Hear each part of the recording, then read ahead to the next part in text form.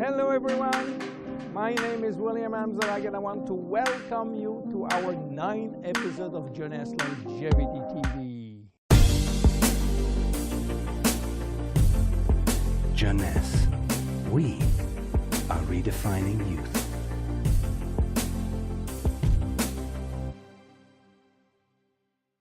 Obesity, or should I say globesity. Today, obesity is a worldwide epidemic disease. There is an outrageous eruption of a worldwide obesity even in the countries where not so long ago famine was the #1 health issue. The fatness of the world is changing rapidly, and this is very disturbing because it's going out of proportion and nobody can get any control of this new epidemic. Many children become obese and then become obese adults. The diseases associated with obesity, such as heart disease, cancer, and especially diabetes, will explode. That will mean a lot of sick people all over the world.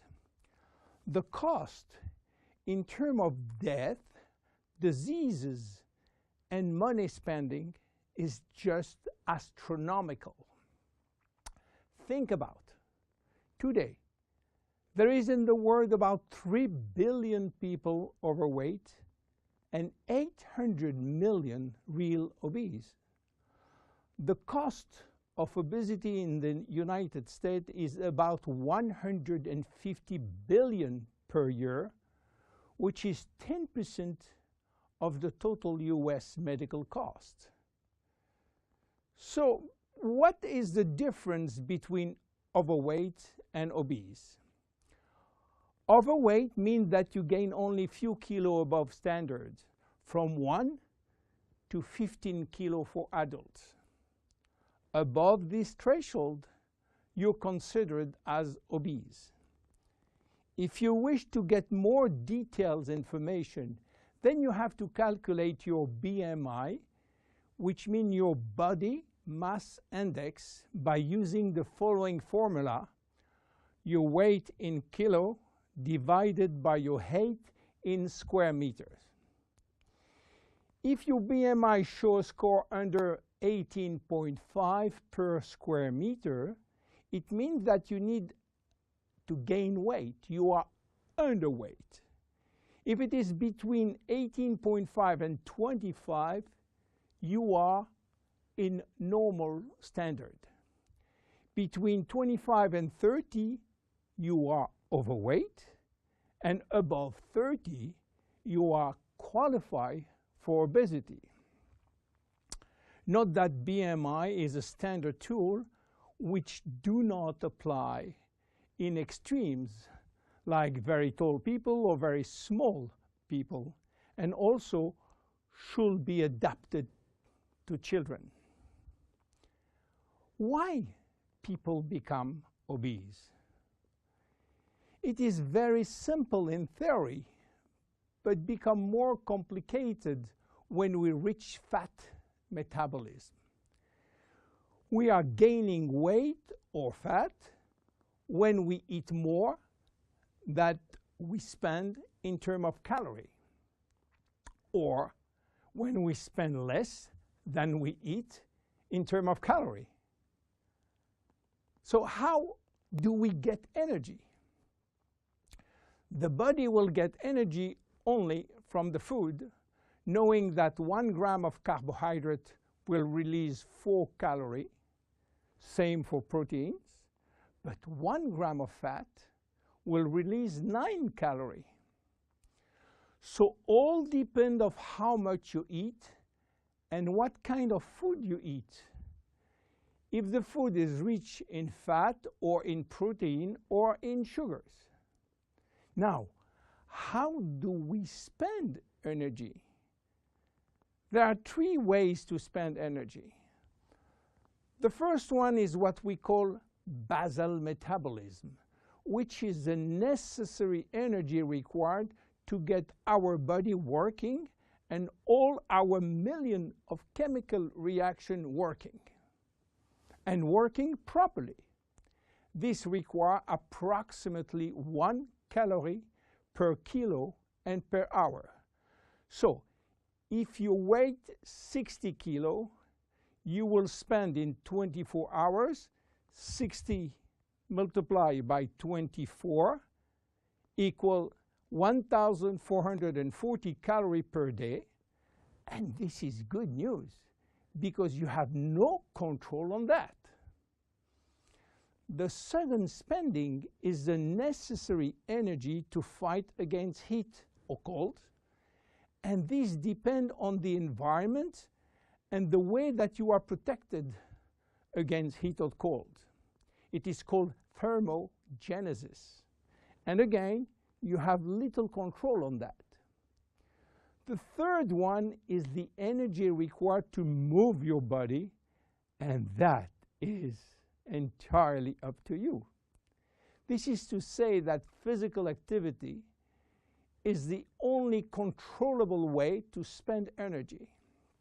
We will see later that this very simple way of gaining or losing weight is influenced by many, many other factors, and especially the control of fat metabolism by a sophisticated group of hormones. So why such epidemic? To understand, we have to go back 20,000 years ago. As surprising that it can be, our genes have not changed for the last 20,000 years. At this time, life for humans was quite difficult. In fact, life was based on food availability, and food was really available only during spring and summer. The rest of the time, no food, almost famine. Our genes has to adapt and to work in accordance with this alternance of abundance and famine, and they create a kind of energy storage. The fat cell was born. This cell has the capacity to storage all kind of energy derived from fat, from carbohydrates, and even proteins. It can increase 50-fold its size and retain energy in the form of triglycerides. Because of uncertainty of food availability, our genes were oriented toward the saving mode, which means that every time we eat, all the energy coming from the food was oriented in the storage facility. What happened 20,000 years later? Our genes are still oriented towards saving mode, but there is no more famine. On the contrary, the new society offers an extreme abundance of food rich in calories, and that all over the year. And guess what happened? Everything is going first in storage. And once in storage, it is very difficult to get out. You understand now why it is very difficult today not to gain weight or fat. But there is another factor. 20,000 years ago, in order to bring food at home, men were hunting, fishing, or climbing trees to get fruits. And that was a huge energy spending mode. Today, with a new technology created for lifting heavy items or escalator or elevator, we reduce drastically our energy spending. You understand now why it is so easy to gain weight or fat. What are the consequences of obesity in terms of health and longevity? To make a long story short, it is a disaster. Being and staying obese will lead to a long list of chronic diseases, including cardiovascular disease, diabetes, cancer, metabolic syndrome, and consequently a drastic shortening of life. That will not account for the uncomfortable physical, emotional, and mental consequences of being heavy for ourselves and for our relationship.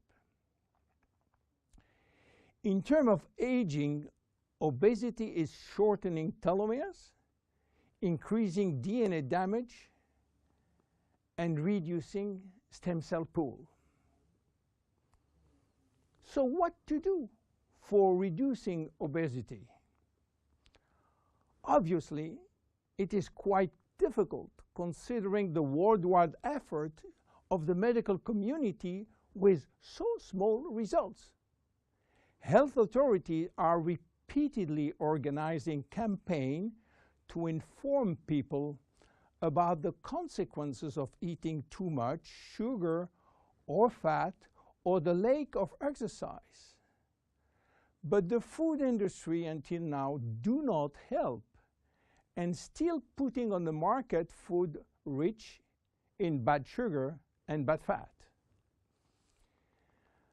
The first step is to be convinced that improving your lifestyle, which means improving your nutrition, your physical activity, managing your stress and your emotion, in order to stop impulsive eating, will be a very good action to preserve your life and your longevity.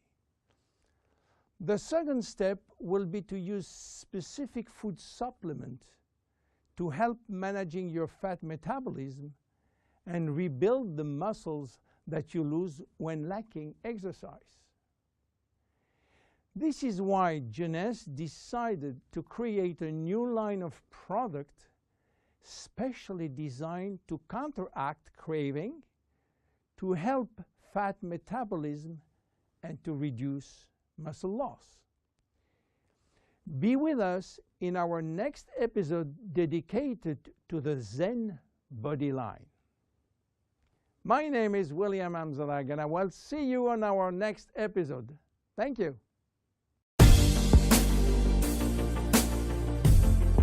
Jeunesse. We are redefining youth.